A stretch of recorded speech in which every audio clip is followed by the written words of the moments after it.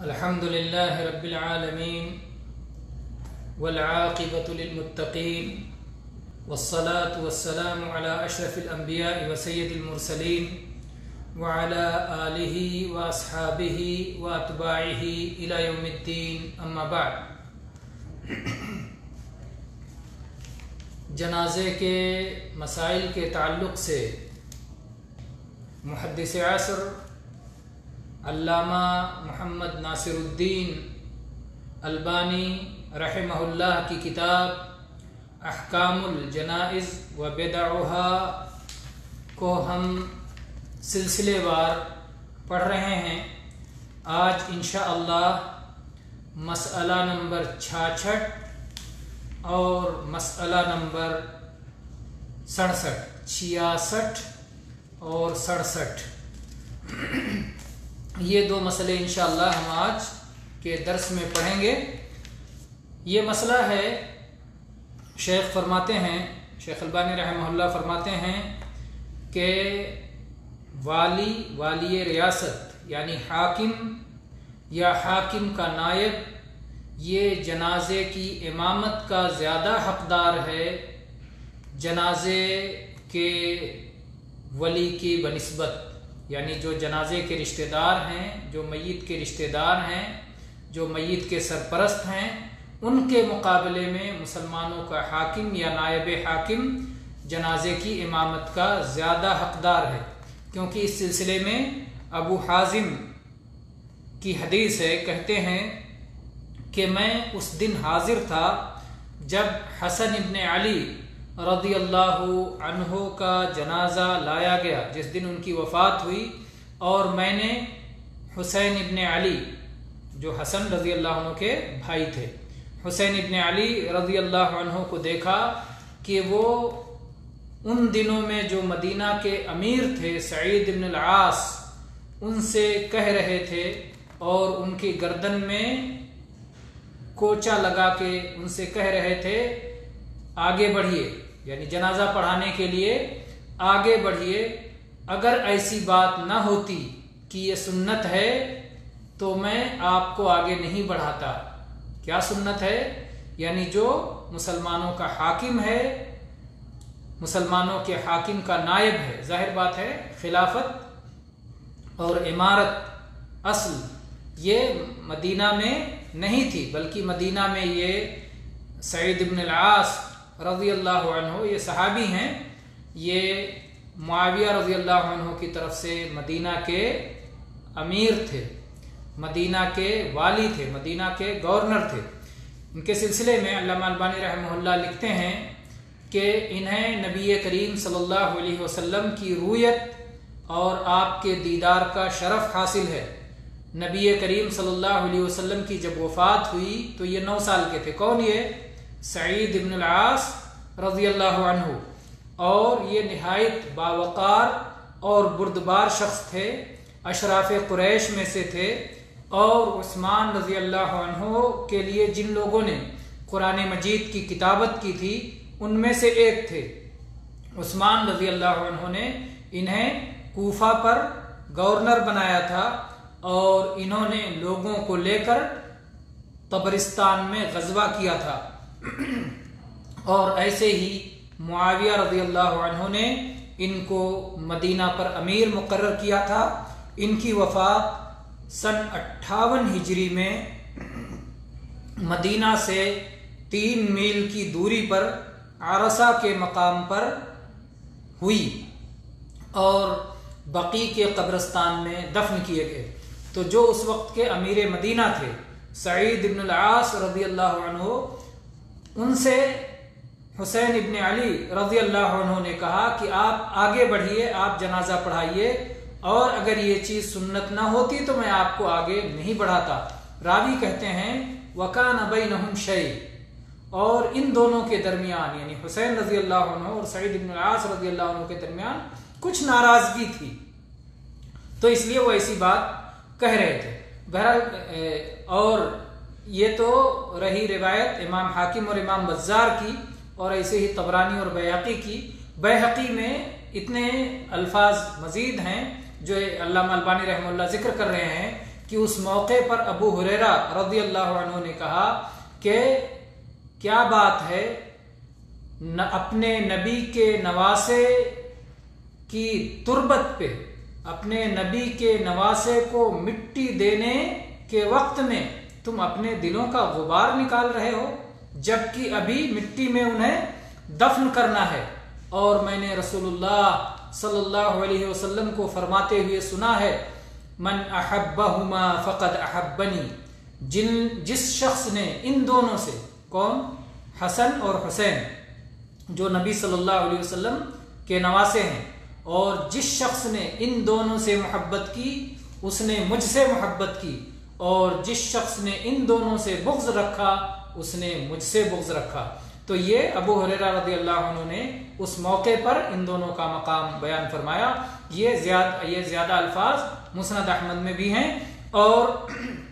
اس کے بعد علامہ البانی رحمہ اللہ نے حدیث کے سندی مسائل کے تعلق سے گفتگو کی ہے، جسے ہم چھوڑتے ہیں اور آگے بڑھتے ہیں۔ برحال کہنا یہ ہے کہ اس حدیث کی روح سے امامت کا حقدار اگر مسلمان حاکم موجود ہے یا اس کا نائب موجود ہے تو وہ زیادہ حقدار ہیں بقیہ کے مقابلے میں، اور اگر حاکم یا حاکم کا نائب موجود نہیں ہے، یا موجود تو ہے لیکن وہاں جنازے میں حاضر نہیں ہے، تو امامت کا حقدار اس ترتیب پر ہے جس ترتیب پر بقیہ صلات کی امامت کا ذکر کیا گیا ہے۔ تو امامت کا حقدار سب سے زیادہ وہ شخص ہوگا جو قرآن پاک کا سب سے زیادہ حافظ و قاری ہے، اور اس ترتیب پر جس کا ذکر اس حدیث میں ہم کر رہے ہوں، حدیث پڑھتے ہیں۔ اللہ کے نبی صلی اللہ علیہ وسلم نے فرمایا، یؤم القوم اقرأهم لکتاب اللہ فإن كانوا في القراءة سواء فأعلمهم بالسنة فإن كانوا في السنة سواء فأقدمهم هجرة فإن كانوا في الهجرة سواء فأقدمهم سلما ولا يؤمن الرجل في سلطانه ولا يقعد في بيته على تكريمته إلا بإذنه۔ یہ صحیح مسلم کی حدیث ہے کہ لوگوں کی امامت وہ شخص کرے گا جو اللہ کی کتاب کا سب سے بڑھ کر قاری ہے، سب سے زیادہ قرات میں آگے ہے، جو اللہ کی کتاب کے پڑھنے میں مقدم ہے وہ امامت میں بھی مقدم ہے۔ اور اگر سارے لوگ قرآن پاک کے پڑھنے کے معاملے میں برابر ہو جائیں تو جو سنت کا زیادہ علم والا ہے، اور اگر سنت کے علم میں تمام لوگ برابر ہو جائیں تو جس نے پہلے ہجرت کی ہے، اور اگر ہجرت کے معاملے میں تمام لوگ برابر ہو جائیں تو جس نے پہلے اسلام قبول کیا ہے۔ اللہ اکبر۔ آج کہیں امامت کا مسئلہ آئے کیا صورتحال ہوتی ہے، کتنے لوگ ہوتے ہیں پہلے ہی میں چھٹ جاتے ہیں۔ قرآن پاک کتنے لوگوں کو یاد ہے، اور کتنا یاد ہے، اور کتنا زیادہ یاد ہے، اور کتنی اچھی تلاوت کرتے ہیں، اور سنت کا علم تو بعد میں آتا ہے۔ اور ویسے تو نادر کوئی ایسے مواقع آ جائیں گے جبکہ تلاوت کے بعد سنت کو تلاش کرنا پڑے۔ اللہ اکبر۔ صحابہ کرام کس قدر علم میں بڑھ چڑھ کر ایک دوسرے کا مقابلہ کرنے والے تھے۔ بہرحال تو نبی کریم صلی اللہ علیہ وسلم نے آگے فرمایا کہ اور کوئی شخص کسی کے اقتدار کے مقام میں، کسی کے ملکیت کے اور اختیار کے مقام میں امامت نہ کرے۔ اگر آپ کسی کے گھر مہمان گئے تو آپ اس کے گھر میں ہیں، وہ اس اپنے گھر کا وہ با اختیار مالک ہے، اس لیے آپ اس کے گھر پہ پہنچ کے آپ امامت نہ کریں بلکہ اسے امامت کرنے دیں، وہ اس کا زیادہ حقدار ہے۔ آپ کسی ایسی مسجد میں گئے جس مسجد کا امام متعین ہے تو وہ امام اس مسجد کا با اختیار شخص ہے، با اقتدار شخص ہے، صاحب سلطان ہے، اسے امامت کرنے دیں، آپ آگے نہ بڑھیں۔ ہاں اس کی اجازت ہو تو الگ مسئلہ ہے، وہ آپ سے درخواست کرے تو الگ مسئلہ ہے، نہیں تو وہ اختیار رکھتا ہے، وہ اختیار رکھتا ہے۔ تو نبی صلی اللہ علیہ وسلم نے بات بتائی، اور آپ نے فرمایا اور کوئی شخص کسی کے گھر میں اس کی عزت والی جگہ پر اس کی اجازت کے بغیر نہ بیٹھے۔ ہر شخص اپنے گھر میں اللہ کی توفیق کے مطابق ایک مجلس بناتا ہے، اپنے لیے ایک مجلس رکھتا ہے، ہر مہمانوں کے لیے ایک مجلس رکھتا ہے۔ اب جو اس کی خاص کرسی ہے، جو اس کے خاص عزت کا مقام ہے، جہاں وہ خود بیٹھتا ہے، کوئی جا کر وہاں قبضہ کر لے، وہ خود بیٹھ جائے تو یہ کسی طرح ادب کے مطابق نہیں ہے، بلکہ اس کی اجازت ہو تبھی اس کی جگہ پر بیٹھے، ورنہ اس کی جگہ پر، اس کی خاص جگہ پر نہ بیٹھے۔ تو یہ رہا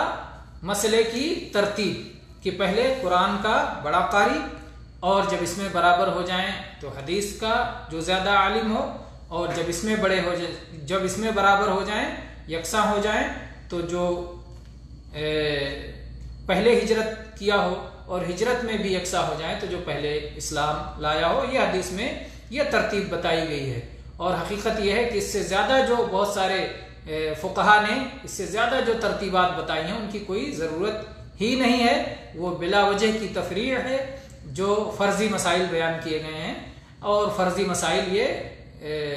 بہرحال قابل تعریف نہیں ہیں،